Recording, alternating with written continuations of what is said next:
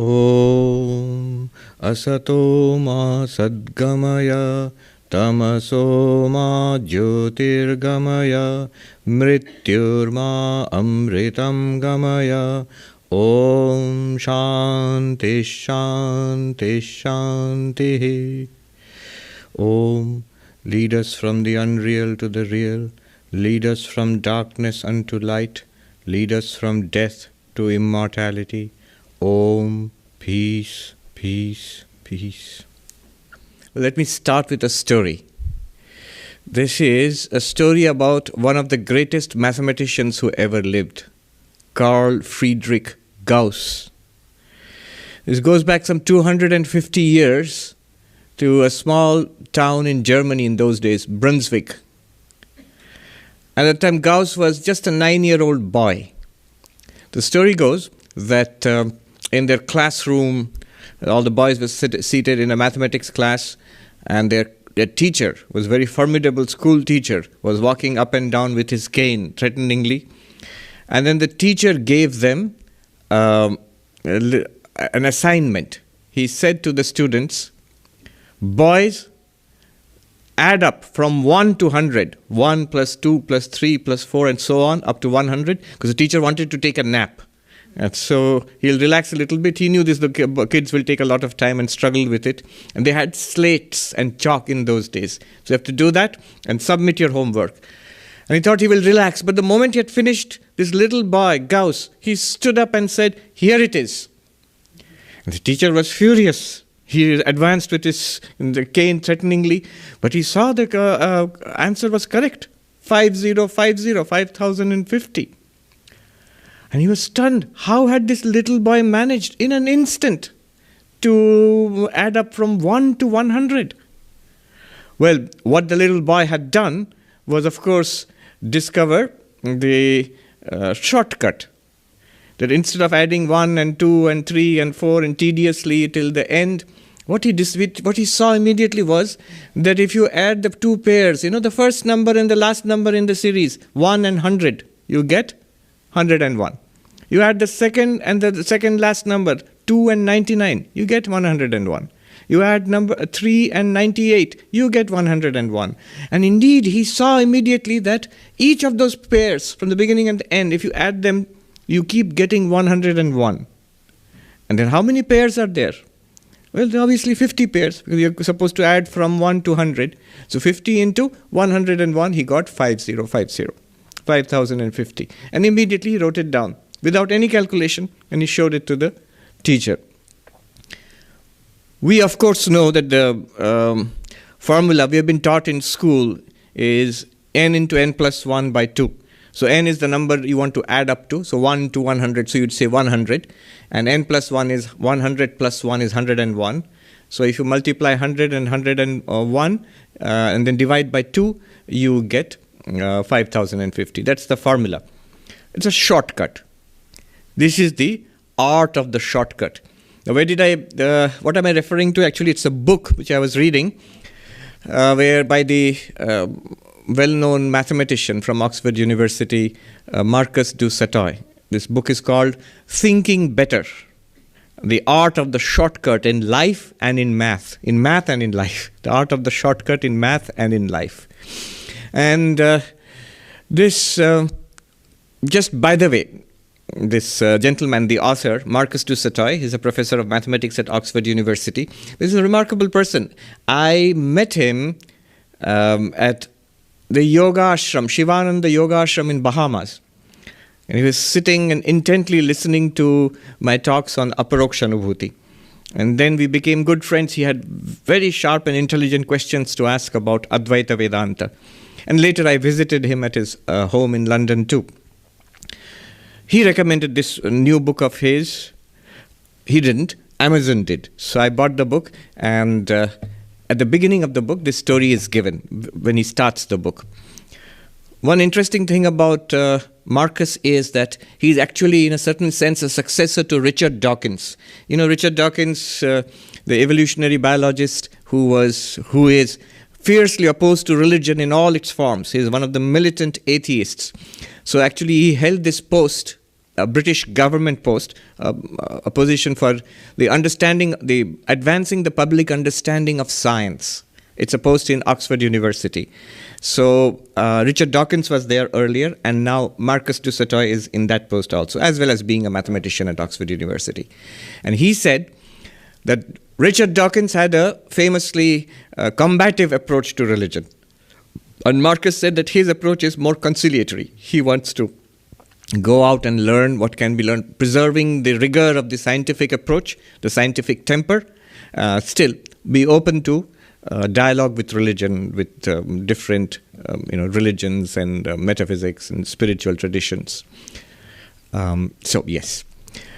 But that's just by the way. When I was reading this story, immediately what struck me was, Advaita Vedanta is the art of the shortcut in spiritual life. One of the advantages, one of the things which attracts people to Advaita Vedanta is that it seems, first of all, effortless and instantaneous, especially if you compare it with the way it has been said, in all our scriptures, spiritual life, where it's a long journey, where you first strive for moral perfection in the virtues, and then control of the senses and disciplined life, and then you develop devotion and meditate. The mind is flickering. It takes a long time to make the mind calm and concentrated. It's like trying to empty the ocean with a teaspoon. And they didn't say teaspoon in those days. They said with a blade of grass, trying to empty the ocean. So difficult. And then in a long journey, then you come to Vedanta, Shravana, Manana, Nididhyasana, hearing and reasoning and contemplating on Vedantic truths. And you finally, hopefully, someday become enlightened. And it is said to be a journey of many lifetimes. How about doing it in one lifetime? How about doing it, here and now? Is it at all possible? Advaita Vedanta says that it is. Advaita Vedanta, in fact, is the shortcut, the art of the shortcut in spiritual life. So today, the subject is, how is Advaita Vedanta the art of the shortcut? And so do pay attention. A lot will be packed into the next few minutes. The key will be given to us by Advaita Vedanta. The n into n plus 1 by 2 formula for spiritual life, enlightenment, which will save us this long journey, the tedious process of, like adding up from 1, 2, 3, 4 up to 100. Instead of doing that, how can we cut through to the essence, cut through to awakening here and now? At the end of it, I will also say how it is not a shortcut. And there'll be a little qualification at the end of it. But before that, let's see how Advaita Vedanta is the art of the shortcut in spiritual life. I will give you the formula first. Just like n into n plus 1 by 2, there is this verse which I've selected. It's like the key to enlightenment, the key to non-dual knowledge and freedom. This verse was composed about 700 years ago by one of the greatest masters of Advaita Vedanta in India, Vidyaranya Swami. So he begins his masterpiece, Panchadashi. Panchadashi literally means 15 chapters on non-duality. So Panchadashi, 15 chapters on non-duality. In the first chapter, after the usual conventional salutations to Guru and to God, the first thing he says, he gives us the key. He goes straight to the point. As Americans say, cuts to the chase, and gives us the key, the formula, the shortcut. What does he say? Shabdasparshadayo vedya vaichitrya jagare prithak tato vibhakta tat samvid aikarupyana bhidyate. Powerful verse. What does it mean? Sound and touch, etc., all kinds of knowables, they differ from each other. In our experience, in our waking experience, we hear, smell, taste, touch, all these things, and these experiences all differ from each other. But other than these experiences is the consciousness which reveals them. And that is one and the same through all these experiences. That's all this verse says. But this is the key. What does it mean? Let's dwell a little bit on this. Whatever we do, we are conscious, we are aware. I'm using consciousness and awareness synonymously for the Sanskrit word chaitanyam. Vidyaranya uses the word samvit. It all means the same thing. When we see, right now you're seeing, but you are aware. And when you hear my words, you are aware. When you think about what I am saying, you are aware. When we see, hear, smell, taste, touch, all of the activities of the five senses, there is consciousness. I am conscious. When I think, when I feel happy, I am aware, I am conscious. When I feel sad, I am conscious. When I remember or try to remember, I am conscious. It's a conscious experience of remembering something or failing to recall something. It's still a conscious experience. When there is sensory perception, there is a conscious experience. When sensory perception shuts down in sleep, you fall asleep and there are dreams, it's conscious perception. It's not perception of external world, sensory perception is shut down, but consciousness is there. When I feel emotions, sad, angry, desirous, loving, I'm conscious. All of them, there's consciousness running in and through in the background of all experience. In fact, our life is nothing but conscious experience. Think about it. Anything that we call, whatever part of life, good, bad, ugly, the best part of our life, the most boring part of our lives, the most meaningful part of our lives, all of them behind in the background, always consciousness is there. I'm not saying it should be there, or I'm not saying it's a theory. No, it's a fact. We must all notice. This is the first thing we are invited to notice. Consciousness is there. And it's not difficult to notice this, not difficult to admit this. It is true. And we don't pay much attention to it. Our attention is being drawn to this fact of ever-present consciousness by Vidyaranya Swami. Now notice one thing. Vaichitriyat, Vidyaranya Swami says, each of our experiences which constitutes our life is different from the other. Our life is a variety of experiences. The experiences are all different from each other. What I mean by that is, just now you are coming from outside, it has started snowing outside, you are having an experience coming through the street and walking down the street and there are snow flurries outside. That's one kind of experience you had, what it looked like, what it felt like. And then you have come into the Vedanta society. You are seeing another kind of thing and you are having, it looks different, it feels different, different experience. You taste a cup of coffee and taste a cup of tea, different experience. Listen to two different singers, different experience. So, a simple fact, all experiences, they are different from each other. They vary. Variety it constitutes our experience of life. Now, what Vidyaranya is pointing out, in the midst of this variety, there is one thing common. We all know what it is. Yes, we are conscious. And then Vidyaranya points out a subtle fact. In consciousness, there is no variety. Experiences are many, but the consciousness which lights up and reveals that experience, there is no variety in that. There is a uniform continuity in that consciousness. What is experience? Here is a simple equation, but very powerful. Consciousness plus object is experience. I'll repeat. Consciousness plus object is experience. And experience is our life. Cup of coffee. What is the object? Cup of coffee. The flavor, the warmth of coffee. Those are objects.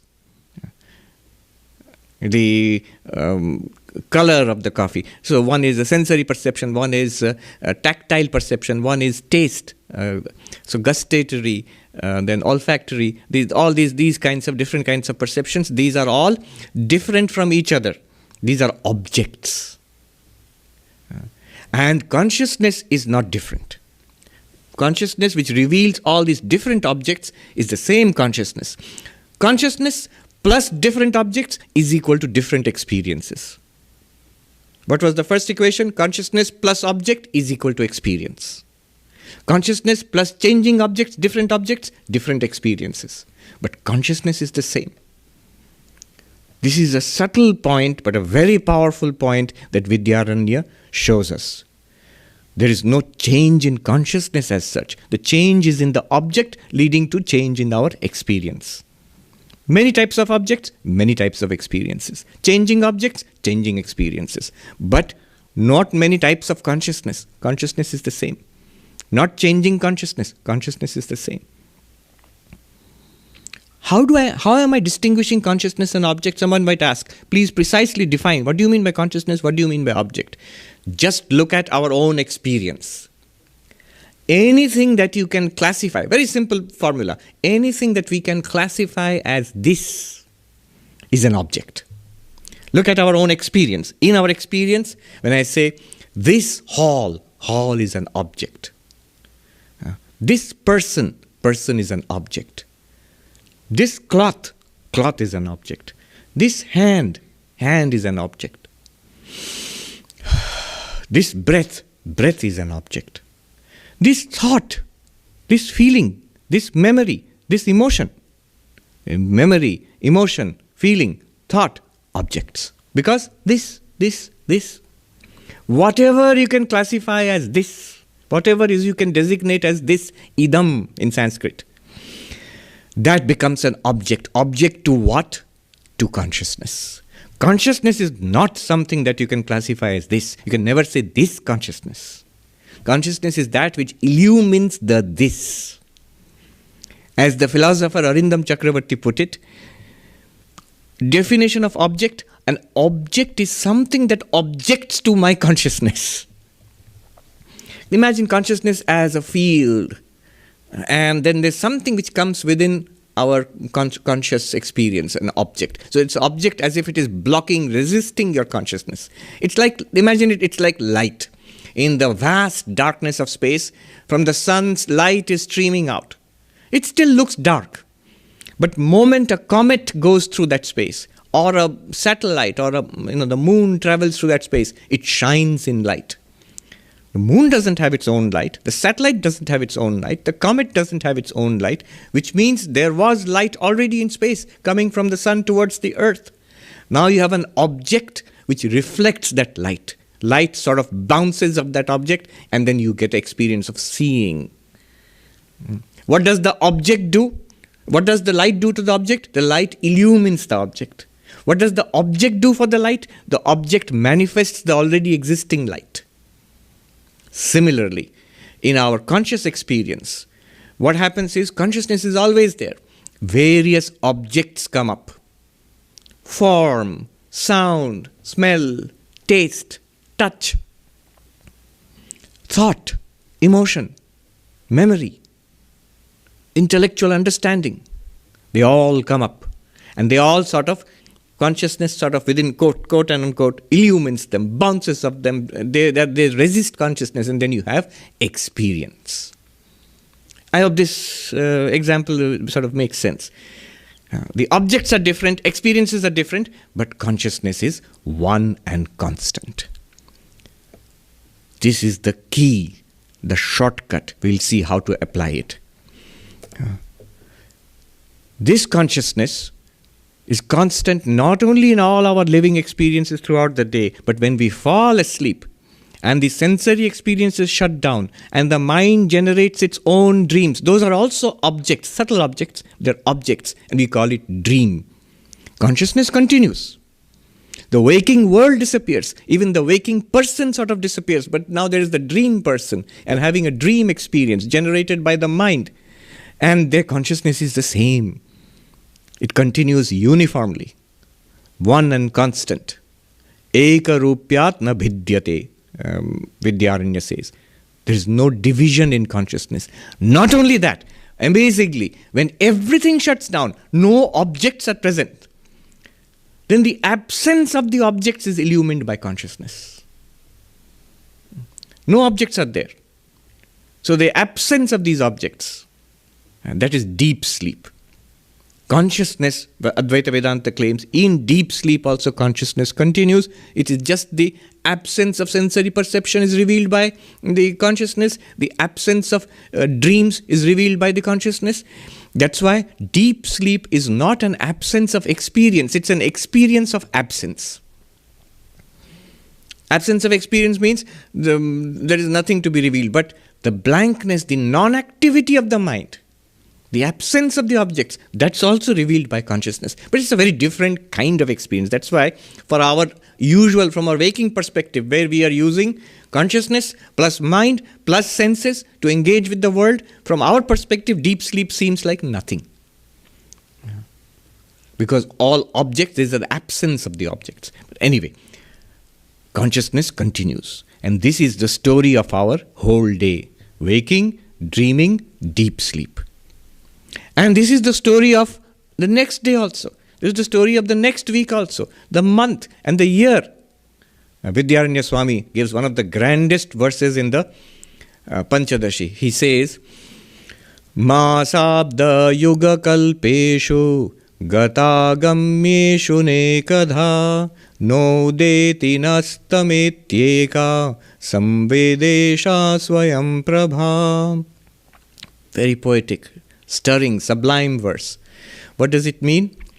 Months pass, years pass, lifetimes pass, ages, yuga passes. Kalpa is an eon, kalpa passes. What is an eon? That is, I looked it up and, it is an actual number. We normally say eon means a very long period of time, but it's an astronomical unit of time. Sir Roger Penrose uses eon as approximately 1 billion years. He says it's the gap between successive big bangs.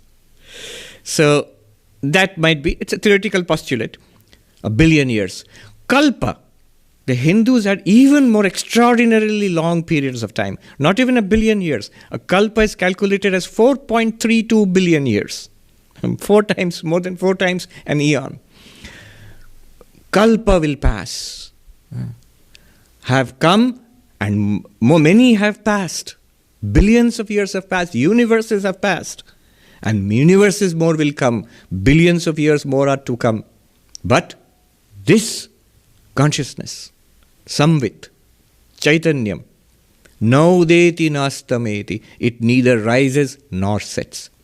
The example is of the sun, sunrise, sunset. There is no increase or decrease. There is no arising of consciousness or setting of consciousness. Billions of years may pass. Lifetimes and universes may pass. Lifetimes of individual beings, lifetimes of planets and stars, lifetimes of the entire universe may pass. Consciousness reveals all of that. Swayam Prabha, the self-illumined, luminous, self-luminous consciousness, which reveals itself and everything else also. This consciousness, I'm using this, but you can't say this consciousness. Consciousness makes everything a this. Consciousness is revealing our waking experience, dream experiences, and the deep sleep absence of objects. That's also a kind of experience. This constant consciousness is not limited to the waking, to the dream, or to the deep sleep. It is rather the fourth, not waker, dreamer, deep sleeper, but fourth, Turiyam. This is called the fourth. The whole of the Mandukya Upanishad goes to explaining this one consciousness, which illumines all these passing objects and gives us various experiences. Experience of external world through senses, experience of dream world through the mind, experience of blankness through deep sleep. And then cycles, goes on cycling. The experiences cycle, consciousness remains constant. What are we? We are this consciousness. We are not this body, not this mind. We are consciousness. Bodies and minds come and go. Here, a distinction between Vritti Jnana and Swarupa Jnana is useful. So immediately, if you think about it, it's a very grand idea, but the immediate doubts will come. To resolve these doubts, let me give you an additional support. The distinction between Vritti Jnana and Swarupa Jnana. What does it mean? Swarupa Jnana means consciousness. Literally, it means the essence of knowledge. the core of knowledge, the essence of knowledge. Vritti jnana means knowledge, knowledge which uses the mind. I'll show you the difference. Consciousness shining, it illumines the mind. And the mind being lit up by consciousness now can use the sense organs like the eyes, and now it can see things. Through the ears it can hear. What happens is when a form comes, somebody is walking past, or you see a red rose, that information is transmitted through the eyes to the mind. It's like throwing a pebble into a lake. It sets off ripples in the mind. So the lake of the mind breaks into ripples. Those ripples are called vritti. Vritti means modification, change. So in the lake of the mind, compare the mind to a lake. In the lake of the mind, there is a change. There is a modification, a vritti. About what? About the rose outside, which has come. Information has come through the sense organ, the eyes. There is a modification about the rose, vritti.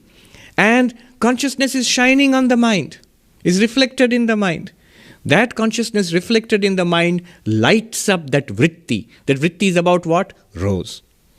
And that lit up, illumined vritti gives us the experience, I am seeing a rose.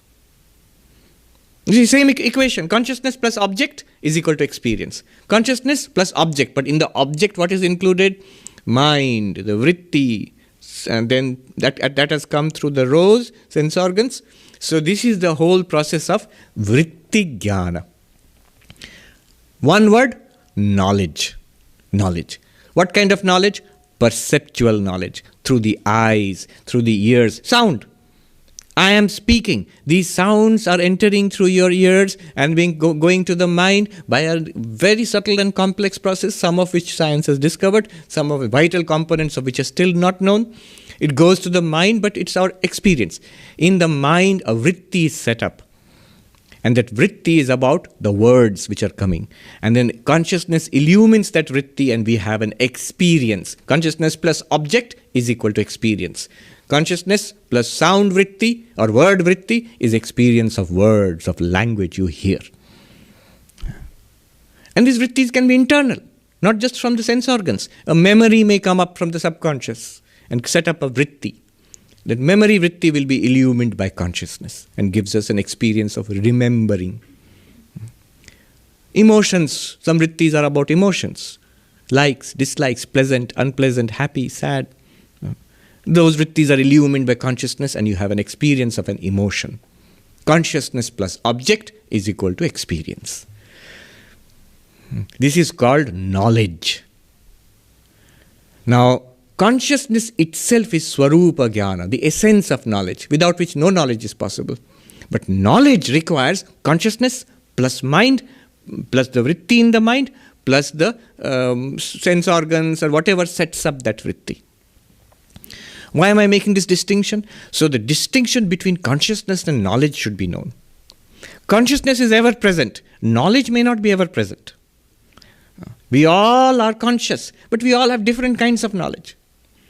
Depending on what vrittis you have set up. You may have read one book and set up different vrittis in your mind, and the consciousness will have revealed that vritti in the mind and you have that knowledge of that book. I may have read another book and set up different vrittis in my mind. And consciousness, same consciousness, will reveal the vritti in my mind about that book and I have knowledge of that book. But I don't have your knowledge, you don't have my knowledge. So, Swarupa Jnana and Vritti Jnana, these two, one must distinguish and keep it in our understanding. Vritti Jnana continuously changes. Vritti Jnana is about different things. Swarupa Jnana does not change. It is one and the same all the time. Swarupa Jnana is consciousness, is our self, our real self. It is the Atman, it is Brahman, it is the Sakshi, whatever you call it, the witness consciousness. This is Swarupa Jnana. And this distinction between Swarupa Jnana and Vritti Jnana can explain many things, but we will see. Now, a few more observations about consciousness. Notice, consciousness is ever the same. No matter what our experiences, consciousness is not colored by our experiences. So consciousness is constant and ever the same. Bad thought does not make bad vritti. Now we can use the term vritti. Bad vritti does not make consciousness bad. A good vritti or a nice thought does not make consciousness nice. Just like light can fall upon objects of worship in the temple, or the mud and the snow and slush outside, light does not become muddy, or light does not become a pure object of worship. Light is neutral. It is ever pure. It illumines whatever is present. Consciousness illumines the vritti, but it's not affected by the quality of the vritti. Consciousness is said to be samam, same. Whatever the experience of life, consciousness is the same. Consciousness is avishaya, a very important thing to understand. It is not a this. Consciousness plus this gives you an experience. Consciousness plus object gives you an experience. But consciousness itself is not an object. That is why if you look for consciousness, you will never find it. Because consciousness is the one which is looking. Because when we look for something, we are trying to find it as an object. Consciousness is not an object. That's what leads to so much confusion in consciousness studies today. This very idea that consciousness is not an object. Therefore, consciousness is not even the mind. Consciousness is not the sensory experience, is not even the mental experience. They are objects. They're subtle objects, but they are objects. This distinction between consciousness and objects, even mind and senses, this distinction is not understood in modern consciousness studies. That's why it leads to a lot of confusion. I've seen some of the papers which are discussing many aspects of consciousness and mind. They lump it all together. Mind, consciousness is all one thing. No, they're different. And the difference is clear. Whatever can be designated as this is an object, is the mind, is the senses, the external world, but not consciousness. Consciousness is avishaya. And this has to be held on to very carefully. It can never be objectified. Our tendency is to objectify everything.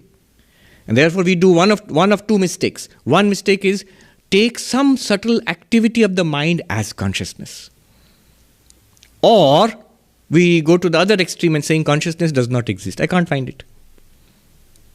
The great philosopher, David Hume, he says, when I examine myself, the inner self within, looking for my own self, he doesn't say consciousness, I'm looking for the inner self. I don't find anything. I find thoughts, feelings, emotions, memories, a constant stream. Where is this self? By which, what were you calling consciousness? The answer would be to David Hume would be that avishaya, it's not an object. It is that which is illumining all the objects. That does not make it unreal. It's like saying, eyes are seeing everything, but eyes cannot see the eyes, therefore eyes don't exist. Nonsense. The very fact that you're able to see all these things means the eyes exist. But the eyes are not something that is seen by the eyes. You can see a reflection of the eyes. You can see a picture of the eyes. The eyes directly cannot see themselves. Consciousness does not objectify itself. Drigeva natu drishyate. First verse of Drigdrishya Viveka. The consciousness does not make itself an object. It does not, the drashta does not become the drishya. The seer does not become the seen ever. That is the real consciousness. That is the pure subject. So avishaya, this is one thing we must notice about consciousness. The great Kashmiri philosopher and saint Abhinavagupta, before starting his commentaries, very complex system of teachings in Shiva Sutras, Vijnana Bhairava, so many techniques of meditation. Vijnana Bhairava has 112 dharanas, different techniques of meditation. Abhinavagupta makes an observation. He says, none of these practices, none of these techniques can reveal Shiva. They can reveal Shiva as much as a ghata, a pot, can reveal Sahasradhiti, the sun of 1,000 million rays which is shining forth. Can a pot reveal the sun? Impossible. The pot cannot reveal itself or anything else, let alone the sun. And the sun is blazing forth with 1,000 rays, million rays, and it can reveal the pot and the universe, and it reveals itself also. Trying to realize I am pure consciousness or Shiva consciousness in Kashmiri Shaivism by meditation or by something is like a pot trying to reveal the sun. And then Abhinavagupta makes the comment, if you have truly understood this, immediately you'll see that you are one with Shiva consciousness. You just understand how no technique can objectify consciousness. You have understood what consciousness is. The moment you understand what is consciousness, you are that.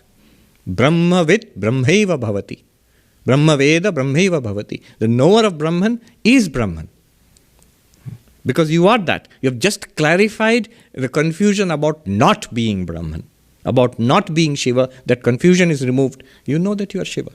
So Avishaya is a very important, is the doorway to enlightenment, straight doorway, if you contemplate that. And Swaprakasha. And this consciousness is self-revealing and it reveals everything else.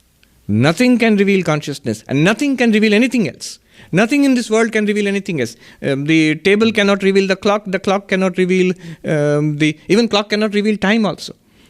It's to consciousness alone that the table is revealed and the clock is revealed and the clock can reveal time. That means conscious experience is possible only because of consciousness. That's all it means. Nothing in this world of objects no object can know itself or anything else. Only consciousness can know itself by itself and reveal everything else. But here know is used in two different senses. Know everything in the sense of knowledge, vritti jnana. And know itself only in the sense of swaprakasha, self-luminosity. The Upanishads, Kathopanishad, says, Tameva bhantam anubhati sarvam tasya bhasa sarvamidam vibhati. That shining, everything else shines.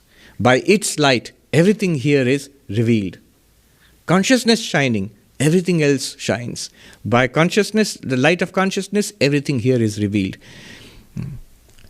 Consciousness shining, what else shines? Mind shines. The sense organs shine. And through the mind and the sense organs, all the objects are revealed. Consciousness may be shining, but what about me? You are consciousness. You shining, everything else shines. By your light, everything here is revealed. We sing in the Arati, at the end, Namo Namo Prabhu. So, Ujala Ridikandara, that which shines in the heart of all of us, and that reveals everything, that which dispels the darkness of the heart.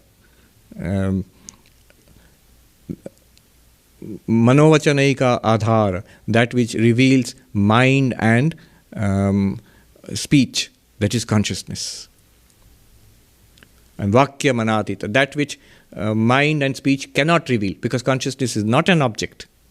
And yet mind and speech are revealed and they act and they work because of the presence of consciousness. This consciousness, you are. You already are this. Not that you have to become this. You already are this consciousness. Why don't we see it? That example of the movie screen is very nice. That, I've told this story earlier. I heard it from a monk actually in Haridwar. He said that imagine there is a boy who has not seen a film and his father takes him to a city to see a film, and they enter the cinema hall and the movie has already started. And just like our life, we are thrown into life, already life has started. We don't see it from the beginning.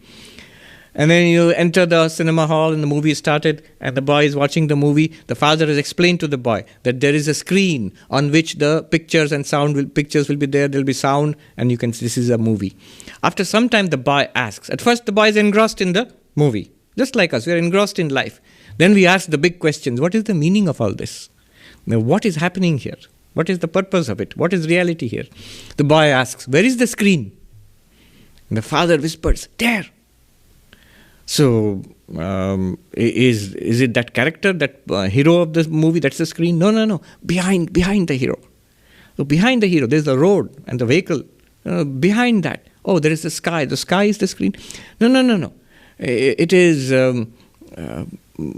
all of it. So sky and the vehicle and the road and the cop and the robber, all of them are the screen? No. Apart from that, you just remove all of that, that's the screen. So nothing is the screen. How will the father explain it to the son? Because everywhere he points, there is a picture.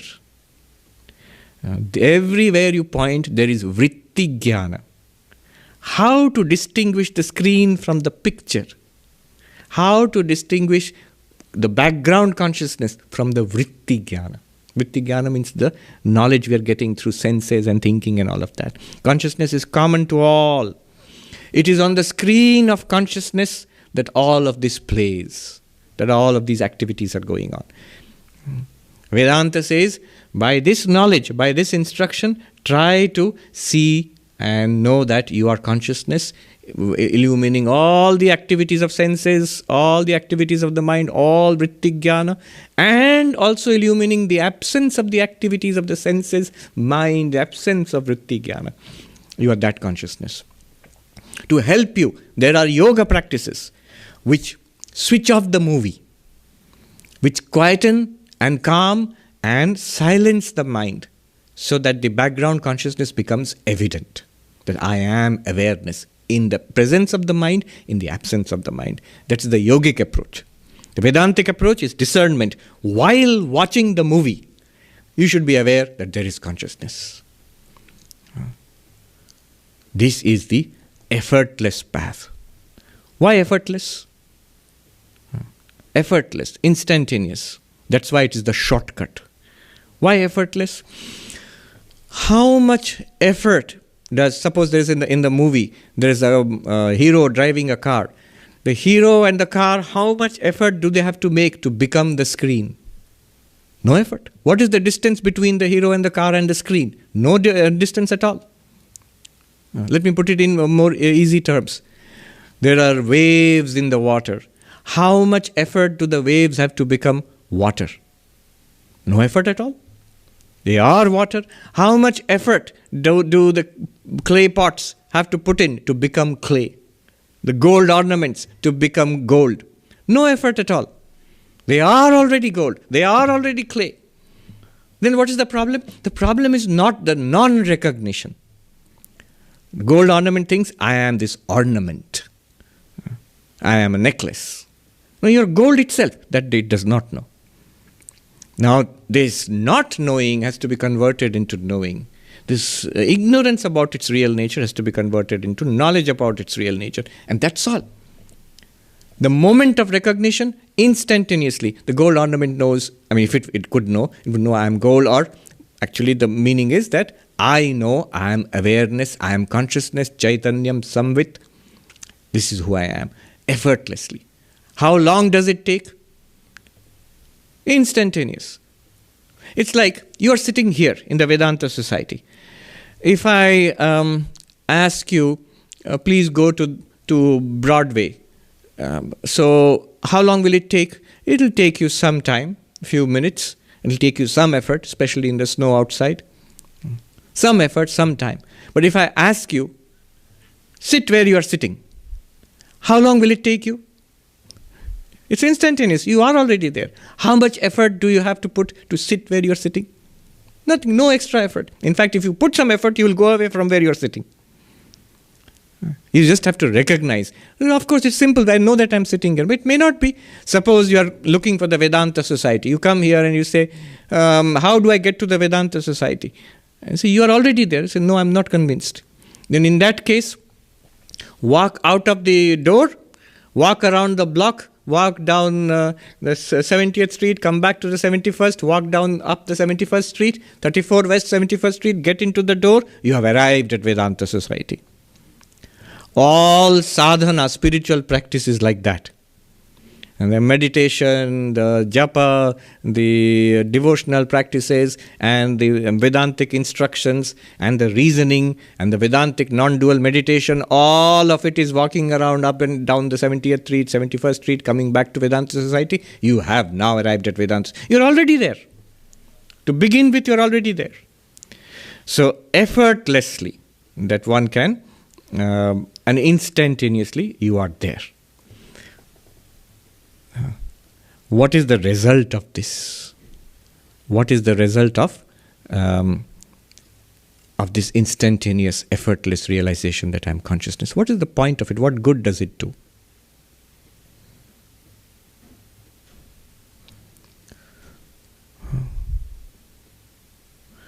The first thing that it does is, you notice that it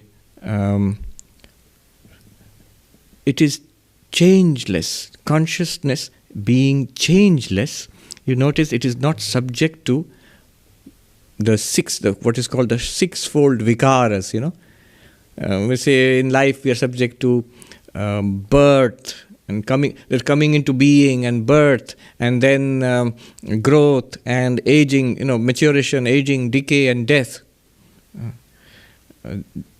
Jayate, asti, vardhate, viparinamate, apakshiyate, nashyati.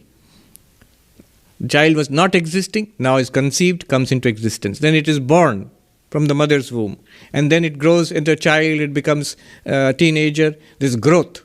And then it matures into a middle-aged person, and then becomes an old person, and then dies. These are the conditions of the body. They're called sixfold changes. Any living body undergoes these conditions, these changes. Consciousness does not.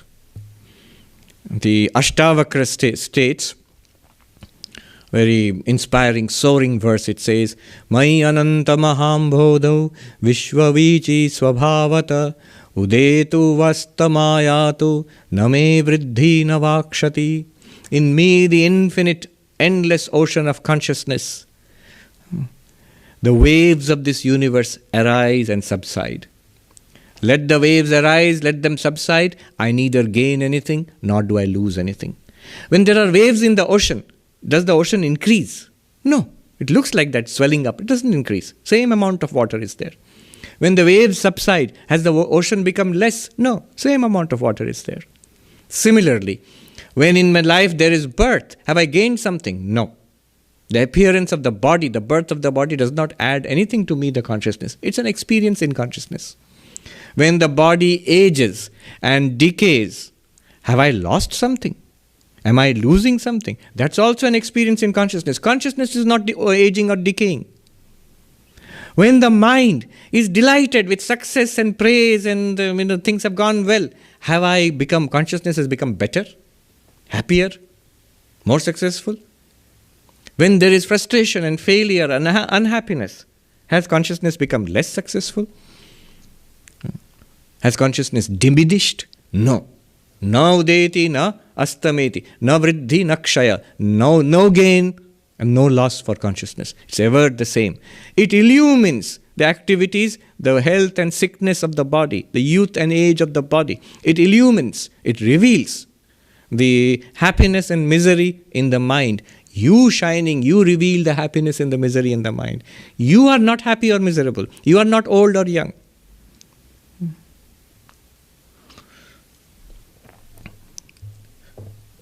This is something worth considering, that the changes are in the body, are in the mind, not in consciousness. One sadhu in Uttarakhand put it nicely. Jo jahan ka cheez hai Mahatma ji, wahi rakhiye. Sounds like very common sense advice. Put whatever, everything you put in its own place. Don't displace things. Put each thing in its own place.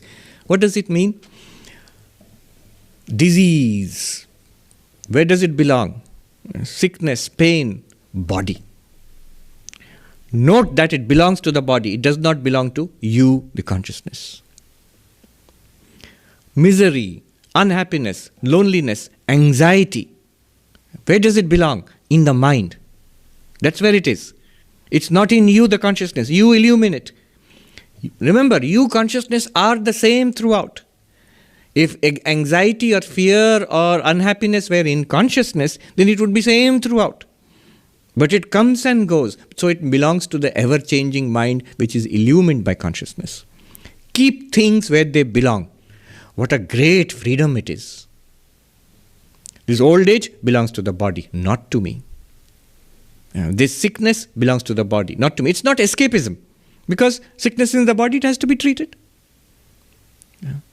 Restlessness in the mind, it has to be treated. You need meditation, you need peace of mind, it can be treated. You are not restless. Consciousness is never restless. It's ever the same.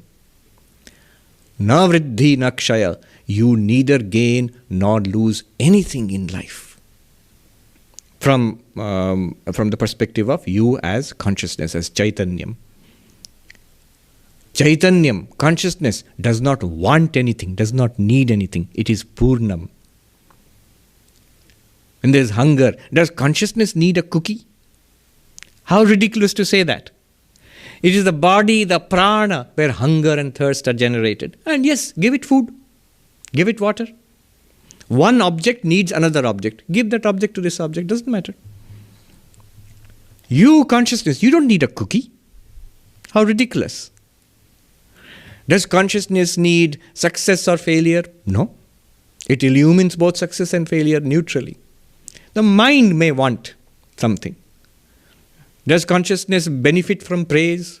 Is it diminished by criticism? No. It equally reveals praise and criticism. It is perfect and complete. It does not need praise from anybody in this world. It is the very essence of the universe. It reveals everything.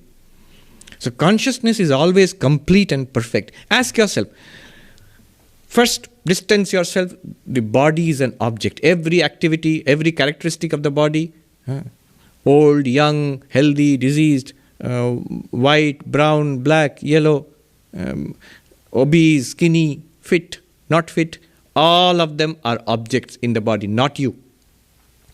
You are revealing it. So, you are in yourself not subject to the imperfections of the body.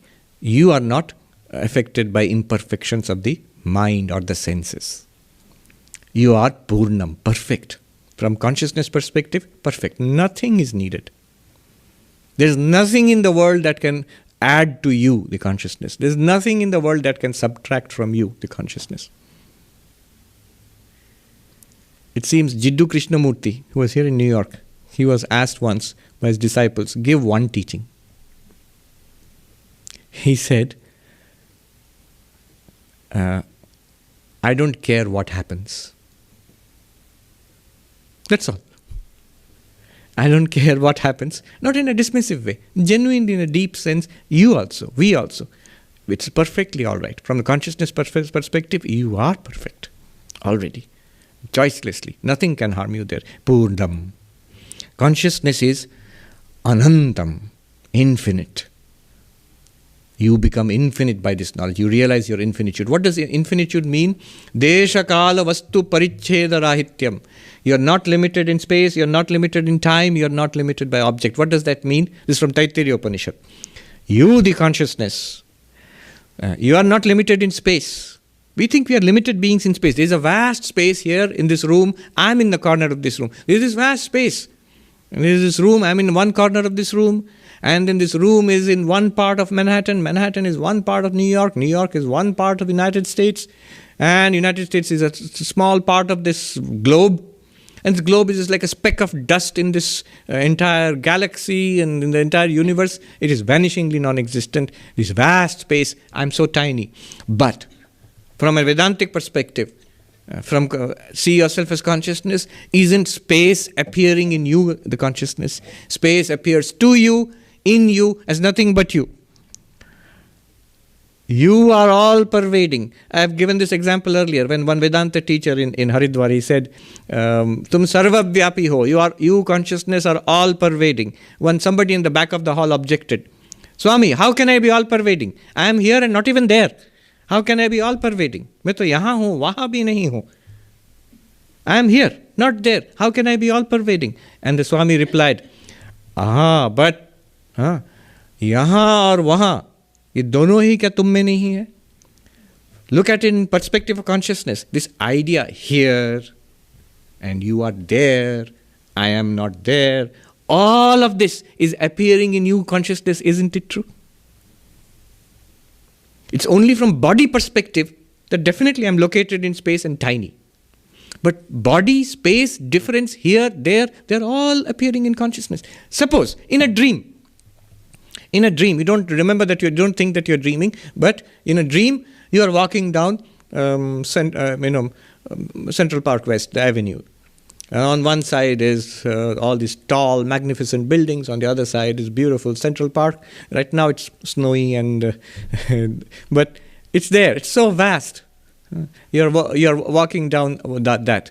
But it seems, I am here. There is the park, and there is the El Dorado Towers, and there is the Vedanta Society. There is the Dakota. But when you wake up, you'll realize all of that space, including what you saw as the park, the Dakota, the El Dorado Towers, Vedanta Society, and Central Park West, all of that was within you, the dreaming mind. Was it not true? The here and the there.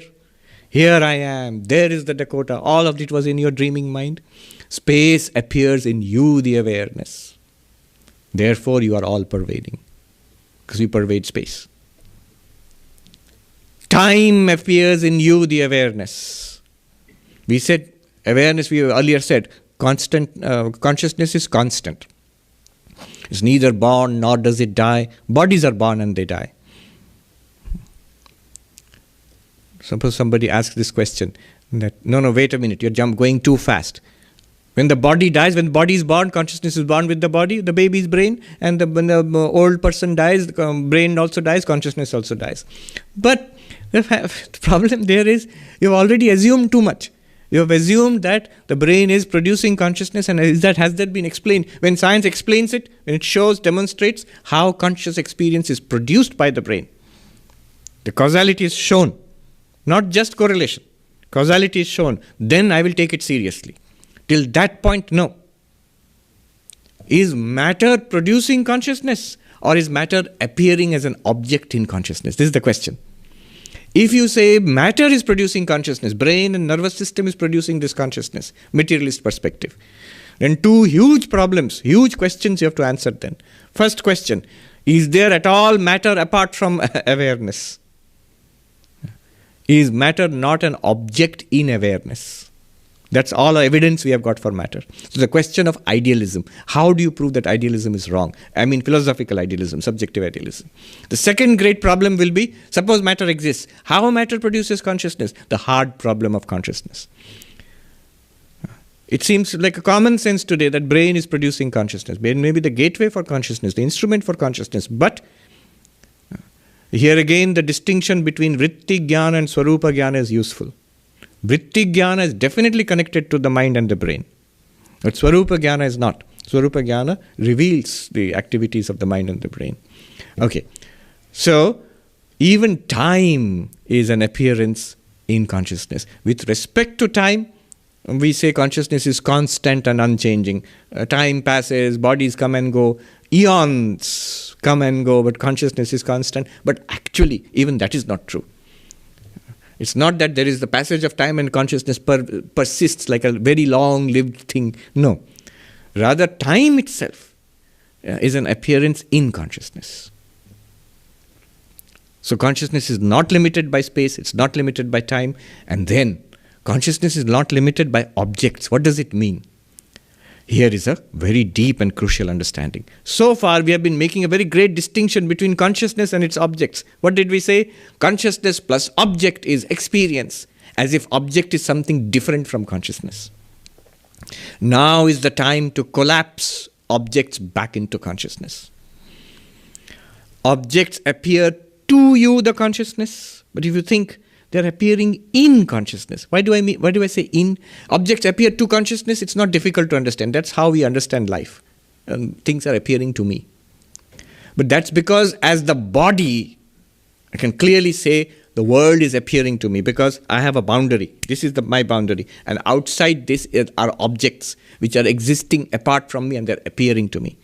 If I think of myself as this complex living being with a little bit of consciousness, and then I interact with a world of living and non-living things, then clearly objects are outside and they're coming to me from outside. But as we have seen, even the body is appearing to consciousness, even mind is appearing to consciousness. And from consciousness perspective, just like in a dream, all things appear in the dream. Although they seem to be outside you, ultimately you realize they are all in me, the dreaming mind. They are all in consciousness. What is the argument? The argument is, if you look at it from a perspective of consciousness, if you say object is outside consciousness and appearing to consciousness from outside, where is the boundary between consciousness and object? I'm quoting Swami Brahmananda. You might be surprised. Show me the boundary between Brahman and the world. Where is the boundary between me and consciousness? It's a very clear, Swami. Here, you are aware and this thing is the outside, so awareness and this table, there's a boundary. But where is the boundary? If there is a boundary and I'm aware of a table outside the boundary, then awareness is consciousness in both sides of the boundary. I'm aware of the boundary and the object outside the boundary. Then the awareness is extending beyond the boundary. Both the boundary and the object are in consciousness. You see what I mean? If you think in that way, you will see there is no boundary which excludes the object outside consciousness. All objects to consciousness appear in consciousness. And they are nothing other than consciousness. That which appears in consciousness must be pervaded by consciousness. An appearance. When something appears in a movie screen example, doesn't the screen pervade the appearance? Is it that the screen is there and the appearance is here? No. The screen, the appearance, the movie must be in the screen. Everything, every character in the movie, every object in the movie, every act in the movie must be pervaded by the screen. Your face in the mirror. Whatever you see, reflections in the mirror. When you go to the mirror, it's not that the reflections are something other than the mirror. You touch everything in the reflection, you touch glass. The mirror only is there. The mirror pervades all reflections. The movie screen pervades everything in the movie which you see. The mind, the dreaming mind pervades every object in the person and thing in the dream. Similarly, consciousness pervades every appearance in consciousness. Every bit of it is nothing but you, the consciousness. In Sanskrit, this is called Chidvivarta Chinmaya. Chidvivarta means appearance of consciousness. Consciousness appears. Chinmaya means pervaded by consciousness. There's a funny story about this. In Uttarkashi, I heard this from monks there. There are debates between non-dualists and dualists. The dualists, they claim that the world is real. Non-dualists, they say, Brahma Satyam Jagat Mithya. Brahman is real, the world is an appearance. And like a dream, it's appearing in consciousness. So once a great Pandit came. He was a dualist and a realist. And in a debate, he was debating with the non-dualists and he was saying, world is false, what nonsense. It's a mountainous area. Look at this hill in front, this mountain in front, so huge and solid. It is false. How ridiculous. So the non-dualist could not withstand that fierce attack. So there was a great non-dualist master, a monk, who was not interested in debating. But since they were losing the debate, they ran to the hut in which the monk lived. And they had already invited the monk for the debate. And the monk, it's a true story actually, the monk had refused to go. And he said that, I have a fever, I can't go. And the moment he said, I have a fever, he actually got a fever. And he lay down under a blanket and he said, I can't go. But they were losing the debate. So these others, they rushed to the monk and said, you're our only hope. You can reply to this dualist. And the monk had a brahmachari, a disciple who was very devoted. And the disciple said, let me see what I can do. He went to the master who was lying under the blanket with actually a fever. And the disciple said, you have to go. They have come. They need your help. They have to defeat the dualist who is saying the world is real. The monk said, I can't go. I have a fever. And the brahmachari said, you have no fever. And the monk said, yeah, I have no fever. No, you have no fever. Oh, I have no fever. Immediately the fever went away. And then he got up and then he went to the debate. And the Pandit, the scholar, was saying, world is false. How ridiculous. Look at this mountain. Is it false? Is it mithya? So solid and huge. The monk just said, Pahad pehle ya aap pehle? In Hindi, it means, is the mountain first? Is it the mountain prior to you? Is the mountain first or you are first? What comes first? You or the mountain? And that Pandit, because he was sharp, highly versed in debate, he got up. Others did not understand what was going on. He got up, went to the monk, bowed down, and without a second word, he left. He walked away. He accepted defeat. What does it mean? A mountain, huge, solid. Is it real? It seems to be so real. Is it a real, huge, solid mountain? Is that an accurate description? Or let me give you one more description. It is a huge, solid, real mountain which I am experiencing, I am seeing. Is that not an accurate description? What's an accurate description? It's a mountain by itself. No, no, no. It's a mountain that you are reporting. This is a more complete description. It's a mountain in your awareness. It's a mountain in your knowledge. You have a vritti jnana of a mountain. And that vritti jnana is nothing else other than an appearance in you, the consciousness, the swarupa jnana. It is mithya. All those other steps, we need to know Vedanta to understand. The Pandit, the scholar, was of course highly knowledgeable, and he realized he has lost the debate. So he walked away. Yes. So there is no second entity apart from you, the consciousness, though it appears as everything is in consciousness, pervaded by you, the consciousness. Chidvivarta, chinmaya. Appearance in consciousness, pervaded by consciousness. But wait a minute. What is this pervaded relationship? Is it that there is like a room and you light an incense and the incense pervades the room? The room exists, incense exists separately. Or a dark room, when you switch on the light pervades the room. Is it like that? There is a physical universe and consciousness pervades the universe. That is like Sankhya. No, it's not like that. It is like wave and water. It's like clay, pot and clay. It's like ornament and gold. And there is no wave apart from the water. Not that the wave exists and water comes and pervades it. It is the water alone. There is no pot apart from the clay. It's not that pot is there and clay comes and fills it somehow. It is the clay alone. Pot is a name and a form and a function. Nama rupa vyavahara. Wave is a name and a form and a function. Ornament is a name, a form, a function. Nama rupa vyavahara. The reality is always the clay or the gold or water. In this case, consciousness. Consciousness is the only reality. In Sanskrit, chin matram. Consciousness only. So, chidvivartam, the appearance of consciousness. What is the object? What is this objective universe? It's an appearance of consciousness.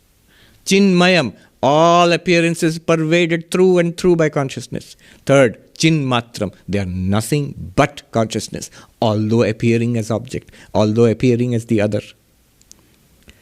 Now we have collapsed the world of objects back into consciousness. Same experience is continuing. But you realize it is nothing. This entire universe is nothing but consciousness. It's nothing but you. Let's put it this way. The universe is nothing. You are. Like Swami Vivekananda, he wrote to Mary Hale wrote in that poem, you have taught that all is God.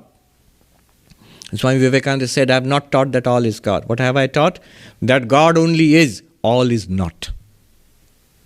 Objects are not. Consciousness only is. But these objects are miraculous appearance, magical appearance or Mayic appearance in consciousness.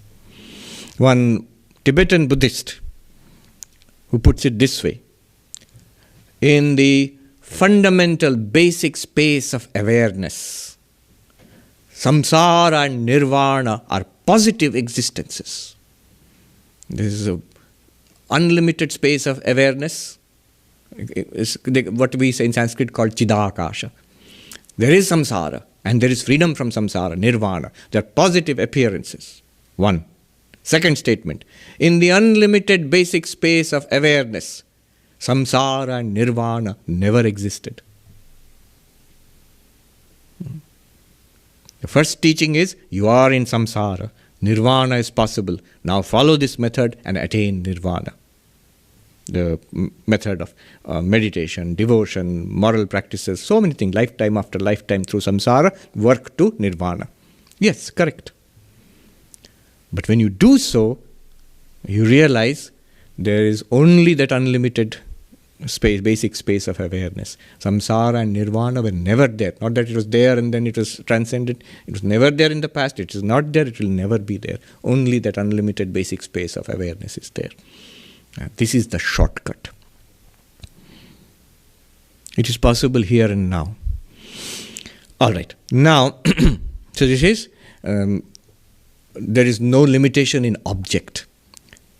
Chaitanyam, consciousness, desha kala vastu paricheda shunya. It is not limited in space, therefore it is all pervading. It's not limited in time, therefore it is eternal. It's not limited by object. There is no second object, positive reality apart from consciousness. Therefore it is non-dual. Chaitanyam, consciousness is non-dual. You are non-dual. You are all pervading, eternal and non-dual.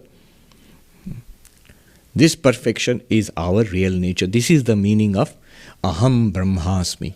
I am Brahman. I am the vast. Already. It just has to be recognized. Then this result is there. You are immortal. You are the one reality of this universe. You are perfectly at peace. This realization of one's infinitude, Anantam, this leads to Anandam, joy, bliss. Anandam is not a particular feeling.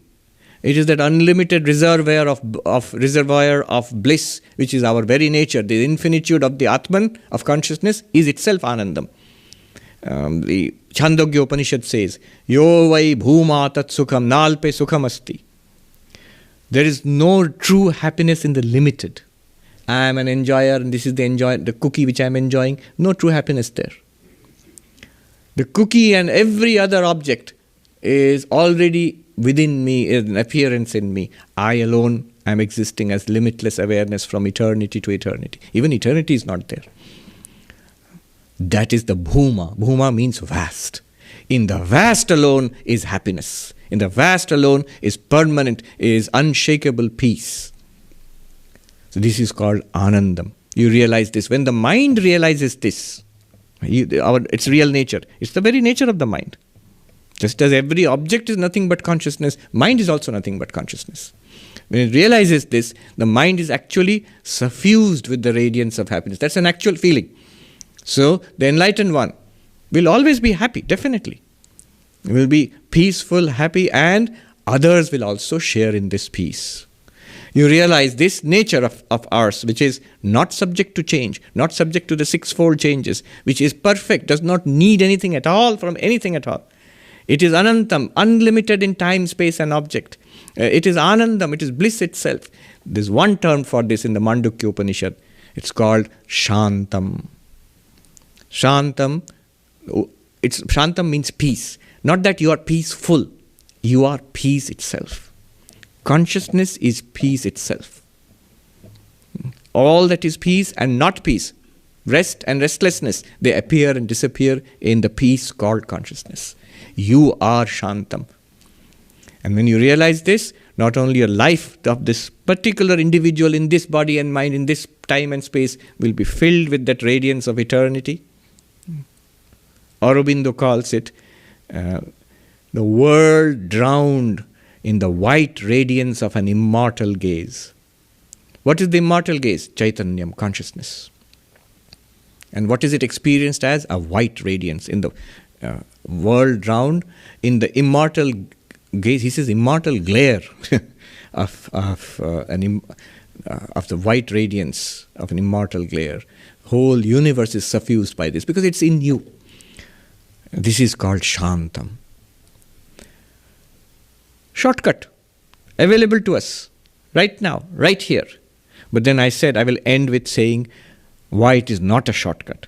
Because this shortcut comes with, like all the good things, terms and conditions apply. Little tiny letters, it's difficult to read. It will be written, terms and conditions apply.